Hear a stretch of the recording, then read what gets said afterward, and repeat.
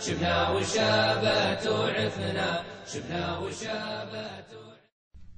طيب إن الحمد لله نحمده تعالى ونستعينه ونستغفره ونعوذ بالله من شرور أنفسنا ومن سيئات أعمالنا من يهده الله فلا مضل له ومن يضلل فلا هادي له وأشهد أن لا إله إلا الله وحده لا شريك له وأشهد أن محمدا عبده ورسوله وبعد. أيها الإخوة والأخوات السلام عليكم ورحمة الله. Dans la dernière conférence que j'avais donnée et qui est rattachée à celle-ci, on avait parlé du choix du conjoint. Comment est-ce qu'il fallait faire pour ne pas arriver le jour où l'on va devoir donc prendre ce choix très très important pour notre vie, de se mettre face à une personne et de ne pas savoir quoi dire ou quoi faire. On avait expliqué toutes les démarches et maintenant on est arrivé à ce qu'on appelle le deuxième sujet qui clôture donc le premier, qui est donc la cérémonie de mariage. Et on l'a intitulé « Ça passe » ou « Ça casse » parce que certains pensent que l'acte d'adoration qu'ils ont fait juste auparavant, qui est celui d'aller demander cette sœur en mariage, eh bien ils pensent que cet acte d'adoration bien se termine une fois que les parents ont dit oui. Donc le reste, on peut faire comme on veut. Et on peut s'amuser comme on veut, sans continuer à être respectueux des règles de l'islam par rapport donc à justement cette cérémonie, ce qu'on appelle le mariage, ou comme on l'appelle chez nous en dialecte, le urs, la grande fête. On vous dit alors qu'à ce moment-là, c'est une joie pour certains, et subhanallah, ces derniers temps, c'est incroyable, c'est même une catastrophe pour d'autres. Il y a des gens qui nous contactent et nous disent que c'est là qu'ils ont commencé à avoir de gros problèmes entre soit eux et leurs parents, ou bien entre le frère et la sœur, ou entre la sœur et le frère. C'est incroyable. Des gens commencent à s'ingérer, des gens de la famille. Chacun veut donner son avis. Comment est-ce que le mariage va se faire? Qu'est-ce qu'on va dire durant ce mariage? Qu'est-ce qu'on va apporter? Qu'est-ce qu'on va manger? Qu'est-ce que 36 questions commencent à se poser? Et on remarque alors à ce moment-là que souvent, il arrive que ça se termine par des menaces. Étant donné qu'il y a même des fois des parents alors qui disent que si tu ne fais pas ce mariage comme moi je veux, je ne participe pas. Et vous savez que ça peut tuer un enfant. Puisque son mariage, pour lui, normalement, c'est une finalité d'un certain chapitre qui vient de passer, qui est sa jeunesse, son adolescence, et il va se préparer pour une nouvelle vie.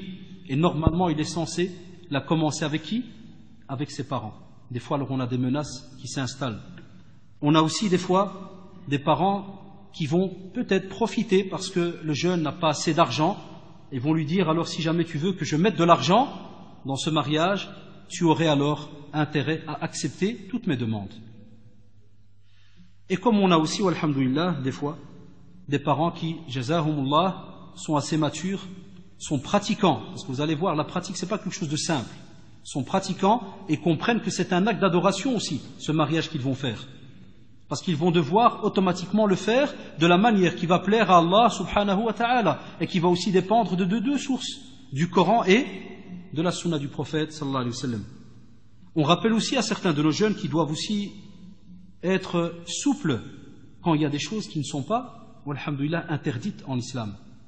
Et que lorsqu'ils sont comme ça dans un dilemme entre eux et leurs parents par rapport à un choix, ou bien entre eux et leur épouse, ou bien l'épouse et l'époux, s'il y a un sujet où, alhamdoulilah, il n'y a aucun texte qui interdit de faire telle et telle chose, on demande aussi à nos jeunes de ne pas donc tomber dans un genre de dureté qui va faire que cette personne, entre guillemets, va commencer, comme on dit des fois dans le dialecte des jeunes, il va ziyar, à un point où les parents des fois lèvent la main et lui disent alors, tu sais quoi, fais comme tu veux, salam alaikum, on n'a plus rien à voir à faire dans ce mariage. Donc vous aurez remarqué, on ne fait pas un mariage à n'importe quel prix, on ne le fait pas n'importe comment, parce que pour nous, les musulmans, c'est une fierté de terminer le mariage comme il se doit. Et c'est pour cela qu'on vous dit alors à ce moment-là, faites attention aux désaccords qui commencent, puisqu'on a même des gens qui nous appellent, après ce qu'ils appellent chez nous, vous savez bien, il y a des familles, lorsqu'ils font l'aqd, ce contrat de mariage, des fois, le garçon et la fille restent ensemble pendant presque une année avant même de faire le mariage, la grande fête. Et subhanallah, ils s'entendent, des fois à merveille, incroyable. Et le jour où ils doivent discuter du mariage, comment il va être fait, c'est là que tout se casse. Et certains nous appellent pour dire, oui, mais je n'avais qu'un aqd, ou une fatiha, comme ils appellent certains. Comment on fait pour casser ça? Quand tu dis Allahu Akbar, tu es marié avec qui? Quelqu'un que tu viens d'apprendre qui ne prie pas ou qui a un gros problème, au contraire, pourquoi classer? Venez, on discute. Non, c'est à cause de la fête. Elle me casse la tête. Il me casse la tête. Ou bien les parents, c'est des vieux, ils comprennent rien. C'est des mubtadi', des innovateurs. Ils savent pas qu'est-ce qui est halal, qu'est-ce qui est haram. Pas de problème, amène-les. On va discuter, Inch'Allah. Non, certains ne veulent plus faire marche arrière.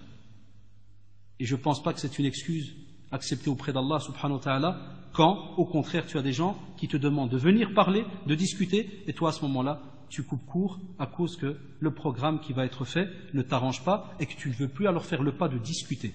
On ne te demande pas d'accepter n'importe quoi, on l'a dit. Wallahi, même si ça doit venir de n'importe qui, même des parents. Et les parents doivent le savoir. Les parents, alhamdulillah, jazahumullah, ils sont au courant de plein de règles, parce qu'ils sont encore plus calés que nous, des fois, dans la religion. Ils écoutent des doros, encore, on va dire, peut-être 2 fois plus que nous, étant donné qu'ils sont souvent à la mosquée. Et ils savent que normalement, on a une règle très très importante. On n'obéit pas à une créature pour désobéir à qui? Au Créateur. C'est pour cela que, chers parents, je l'ai dit hier, qu'on invitait les parents aussi à être présents, pour comprendre des fois la réaction de leur enfant. Parce qu'il y a beaucoup de choses aujourd'hui que nous, les jeunes, on est au courant, et des fois même encore plus pointueux. On va vraiment au fond de certains sujets, parce qu'on a tout entre les mains. Il y a les livres maintenant, on lit l'arabe, tout est traduit, en français aussi. Il y a l'Internet. Tu veux une fatwa, tu cliques, wallahi, elle te sort toute prête. Parce que beaucoup de mashayikh qui sont suivis, qui ont un groupe avec eux de jeunes, ou alhamdoulilah, sophistiqués comme on dit, travaillent justement pour apporter toutes ces règles entre les mains des jeunes qui existent et qui vivent des fois dans des pays européens où ils n'ont pas la facilité de parler la langue arabe. Donc les fatawas sont traduites en français. C'est pour cela que des fois certains parents sont étonnés et disent alors à leurs jeunes, d'où est-ce que vous apportez ce nouveau din? C'est quoi ça? Qu'est-ce que vous racontez? On s'est marié avant, on a fait ça, ça, ça, maintenant vous venez et vous nous sortez encore une autre règle. C'est pour ça qu'on demande aussi à nos jeunes d'être des diplomates. Ils doivent être très malins et savoir comment discuter avec leurs parents. Parce que les parents, c'est pas qu'ils sont mauvais quand ils veulent faire un mariage à leur manière. Wallahi, c'est pas qu'ils sont mauvais. Ils viennent pas exprès te dire, ah, j'ai oublié de dire, tu veux un mariage à la sunna, yak, wallah, ma ta'amlou. On va le faire à la ma'awj. N'importe. Ça c'est haram, zayd, amal. Hasha lillahi, vous le savez. À part, billah, si c'est flagrant, ça c'est autre chose. Mais la plupart des parents, jazakumullah, ils viennent avec l'esprit vraiment positif, ils veulent être joyeux. Pourquoi? Parce que tu as vécu minimum plus de 20 ans, 25 ans chez eux à la maison. Donc pour eux, il y a un départ qui se prépare. Il y a un départ. Donc ils veulent le faire vraiment avec fierté. Et comme vous le savez aussi, il y a une des maladies qui a un peu tué notre communauté, mais que voulez-vous? Il y a le m'as-tu vu, le regard des autres. Et des fois, les jeunes ne savent pas que certains parents, ils ont de la pression de la famille. Et on va en parler après. Il y a des fois la famille qui lui disent « Et qu'est-ce que tu vas faire dans ce mariage ?» Il dit « Non, il sera à la tariqatillah ou sunnati rasoulih. » Il n'y a pas de problème, on ne va pas le faire à l'église. On a compris. Je te demande autre chose. Qu'est-ce qu'il y aura dedans? Alors quand la personne dit « Là, ça sera simple. Nakloun, farhou, salam alaikum. » Et quoi, c'est un enterrement là? Là, c'est un mariage. Ça ne ressemble pas à un mariage. Alors le père, des fois, il est gêné, la mère est gênée, beaucoup plus chez les femmes. Et vous le savez, les femmes ont beaucoup plus ce problème du m'as-tu vu, l'aynin dennas. Quel est le rapport qu'ils vont faire à la fin de ce mariage? Positif, ou bien on envoie à la poubelle? Khalk Flanal s'est marié. C'était pas un urs, ça. Donc aux yeux des gens du quartier, il n'était même pas marié. Ou était marié depuis 5 ans. Donc faites attention. Ce genre de phrase, Wallahi al-Adim, ne doit déranger personne. Toute personne qui est pratiquante, qui a peur d'Allah subhanahu wa ta'ala et respecte ses parents, il ne doit pas normalement regarder ce que les gens vont dire. Mais comme on l'a toujours rappelé dans nos conférences, se rappeler le jour où vous allez mettre votre premier millimètre du corps dans la tombe. Vous serez seul. Sahawlala. Vous serez seul. Personne ne va vous sauver. Ni ta mère, ni ton père, ni la famille. Ni toi tu sauveras ta mère ou ton père. Personne. Personne ne sauvera l'un ou l'autre. On est seul dans la tombe. Et on va répondre à tous les actes d'adoration qu'on a fait sur cette terre. Comment est-ce qu'on les a fait? De quelle manière est-ce qu'on les a fait? Je vais rentrer d'abord dans certaines petites règles bien simples pour rappeler à nos frères et sœurs aussi que lorsqu'on veut faire une fête donc de mariage, il est important d'apporter et d'inviter ce qu'on appelle les gens vertueux et aussi de penser aux pauvres. Et il est une interdiction, comme on le voit dans la sunna du prophète sallallahu alayhi wa sallam, de ne choisir que des riches. Et ça, walad-billah, on a un petit problème ces derniers temps quand on le voit dans certains mariages. Des fois, il arrive que même dans certaines salles, t'as miskin, un sans-papier ou un pauvre qui passe, et j'ai déjà assisté ça de mes propres yeux. Le gars, il veut rentrer, et le type qui est à l'entrée, là, le videur, il lui fait comprendre, « Club, continue ton chemin. » Et lui, miskin, il crève de faim, il sent la nourriture. À l'âge, pourquoi il ne pourrait pas rentrer? Si jamais, alhamdoulilah, il a un aspect apparent normal, je ne parle pas d'un mrououn complètement, ça c'est un autre domaine. Un frère miskin normal, le marhaba bik. Wallah, tu sais même pas si ce gars-là, une doua qu'il pourrait faire durant ce mariage, Allah subhanahu wa ta'ala, il barak sur plein de choses. Tu sais pas. Et c'est pour cela que le prophète sallallahu alayhi wa sallam dit, dans une tradition rapportée par le Bukhari et Muslim, le pire des repas est le fameux repas de noces où l'on n'a invité que les riches, en laissant les pauvres à l'écart. Et celui qui ne répond pas à une invitation aura désobéi à Allah et à son message. On en parlera tout à l'heure.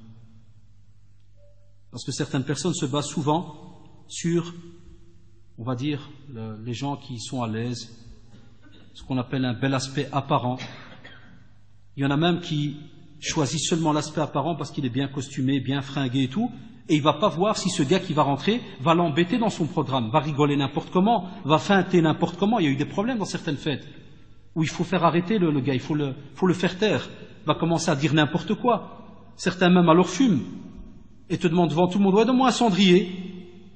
Toi, tu as préparé un mariage avec un plan qui part à droite, lui il est parti à gauche. Et puis les gens ils commencent alors à se dire, oh là, celui-là, il va ruiner mon mariage, celui-là, il va faire. Là, on te dit, invite des gens vertueux, invite aussi des gens qui sont, alhamdoulilah, dans la prédication, invite des savants, d'après leurs moyens aussi. Mais invite des gens qui sont bien aussi. Pour que ces gens-là invoquent Allah subhanahu wa ta'ala dans ton mariage, invoquent Allah subhanahu wa ta'ala pour toi, ton épouse, les enfants que tu auras plus tard, Inch'Allah, et ainsi de suite. Mais, on vous dit, ça ne veut pas dire que les drari, là, comme on les appelle, nous, entre guillemets, il faut aussi les délaisser. Mais qu'il faut bien leur faire comprendre. Quand tu l'invites, chaque jeune, wallahi, chaque jeune connaît les copains d'Yalou. C'est vrai ou pas? Chaque jeune les connaît. Chaque sœur connaît les copines d'Yallah. Quand tu l'invites, tu vas venir à mon mariage, Inch'Allah. Mais je sais que tu es un petit déconneur. C'est une parole, parce que ce que je vais faire, Anna, c'est un examen ultime, très très important pour moi. Ça se passe normalement une fois dans la vie. Alors, l'ardalik, si tu vas venir, sache qu'il y aura quelqu'un qui va faire une petite kalima. C'est pour ça qu'on invite des gens vertueux, pour une petite kalima, un petit rappel. Pas qu'il y ait que du blabla dans le vide. Il y en a qui viennent et ils parlent de tout et de rien sur les gens. Donc c'est une jalsa où il y a Jahannam du début jusqu'à la fin. Que le hadra sur le dos des gens. Business, argent. Ça là maintenant, hein, juin. Approche juillet, descente au Maroc, ou bien dans d'autres pays musulmans. Alors on commence. L'argent, les terres, les ceci, les cela. Le mari passe, c'est même pas que c'est lui le marié. Des fois tu dis à l'autre, c'est lui le marié. Ah, purée, je l'avais pas vu. Ouais, mais t'es là depuis 6 heures. Parce qu'on n'a même pas pris la peine de parler avec lui. Des fois le mari, il est même gêné. Un marié, un jour il m'a dit, quand j'ai voulu m'asseoir à une table, ils m'ont nié. Et il a rigolé, il m'a dit, c'est mon mariage.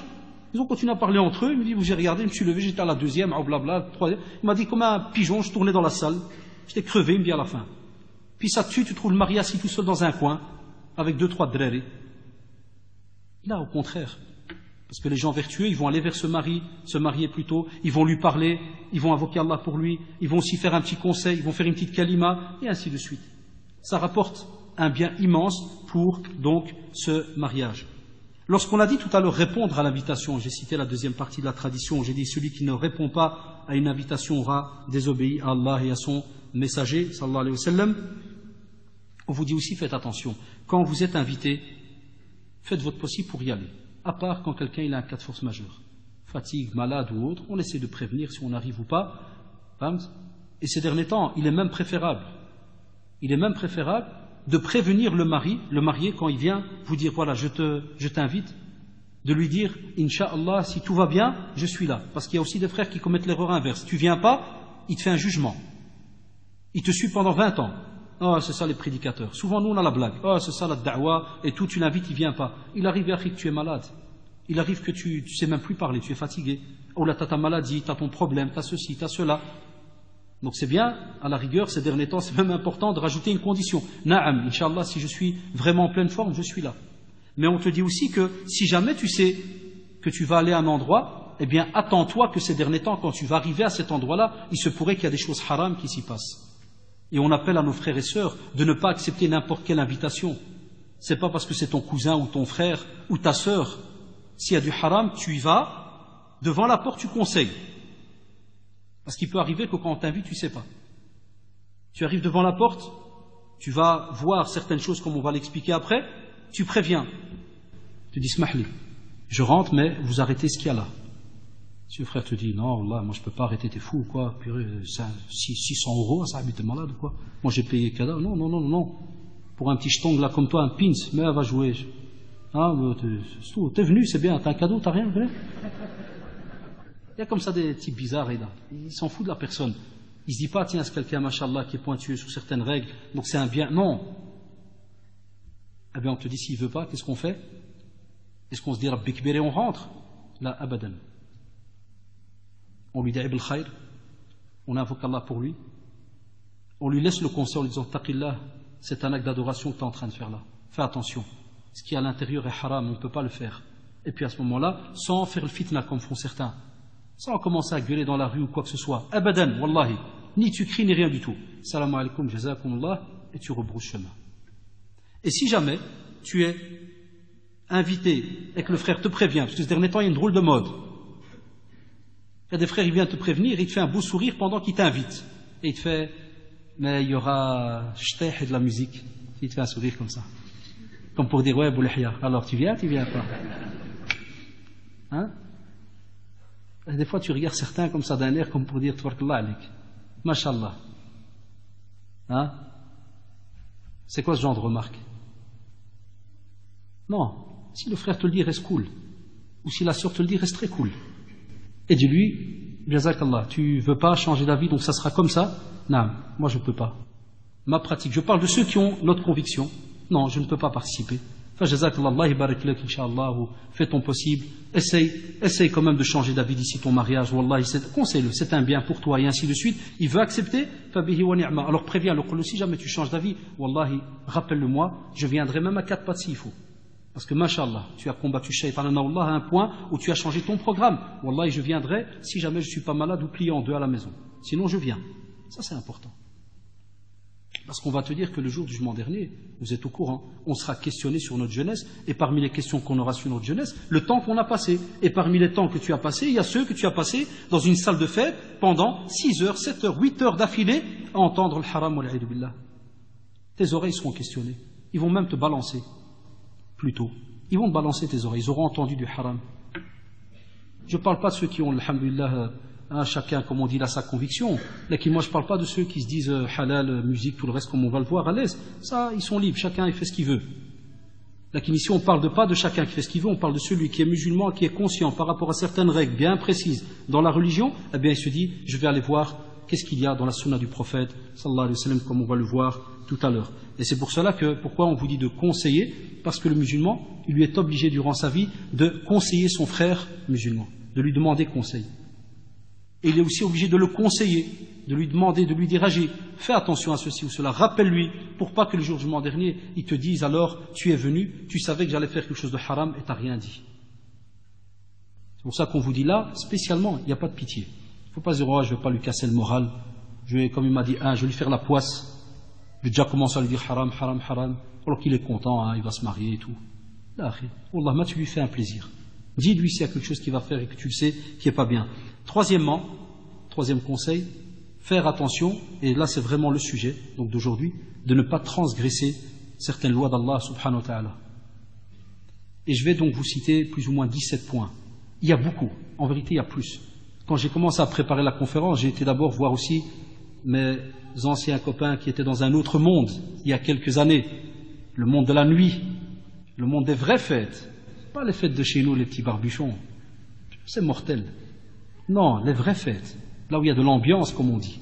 Donc j'ai été chercher après eux pour leur dire, Wacha, vous êtes repentis, mais on a besoin de vous pour certaines informations. Comment est-ce que ça se passait? Comment vous avez fait? Ou bien comment ça se passe dans le domaine des jeunes aujourd'hui? On m'a raconté, wallahi, de tout et de rien. Tkhlat. On n'a jamais, nous, été dans un mariage de fou. Mais tkhlat. Je me suis dit, Allahu Akbar. Et j'ai fait un rapprochement, et vous le verrez à la conclusion. J'ai fait un rapprochement avec justement certains couples qui viennent chez nous, au bureau ici, quand on travaille, nous, dans le social, et qui viennent nous dire, notre mariage a cassé après 2 semaines, 3 semaines. Maintenant, j'ai compris pourquoi. Parce que tout a commencé au début avec 0. Aucun rattachement à Allah subhanahu wa ta'ala. Que du n'importe quoi. Alors il s'étonne.